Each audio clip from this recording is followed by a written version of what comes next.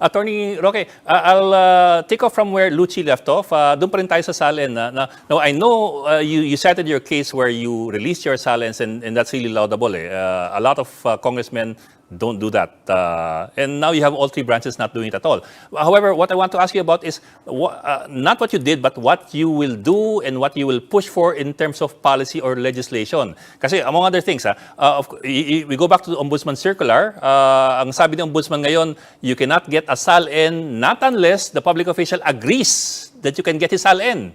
And that appears to go against RA 6713, which basically guarantees that so long as reasonable time is provided for, the public can get access to SALNs for a period of up to 10 years from the filing. Tapos na si Ombudsman Martires wants to penalize commentary on SALN with the 5 years jail time and 5,000 pesos. So kayo po, kung kayo maupo sa Senado, ano po yung patakaran? Ano po yung gusto niyo itulak? Ano po yung inyong polisiya? Ano po yung inyong gustong patakaran o batas? You know, there's really a lacune in the law. I do not blame the Supreme Court and I do not blame the Ombudsman.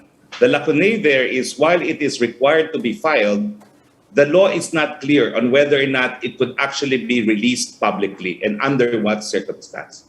And that is why when I was in Congress, I filed 220 bills of national significance. I enacted about 10 of them into law, including universal health care.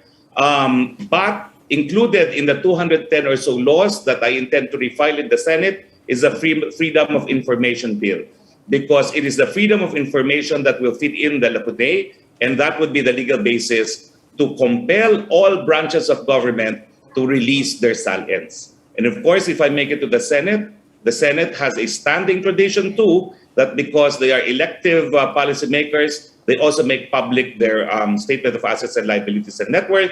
And I'm fully supportive of making these SALNs public. Pero sir, hindi po ba malinaw sa 6713? Tatlo lamang yung bawal sa pag-release ng SALN eh. Commercial use except for news and information. Number 2 is if it's against public morals, and number 3 is if it's against public policy. Hindi po ba that was already clear in the law na other than that, you can photocopy, it even says in the law, you can photocopy, you can reproduce, you should be given access within 10 days of filing, and so on down the line. And the provision or the position of the Supreme Court and the Ombudsman is precisely anchored on the third exception, that it is contrary to public policy. Because it is contrary to public policy to hold hostage, apparently, magistrates, as well as high officials of the land, no? Essentially for blackmail, supposedly, no? So they are using, in fact, the third exception. They are not in breach of the law, but invoking an exception, which is why an FOI law would cure this lacune and make it clear once and for all that releasing SALNs should not be considered as contrary to public policy.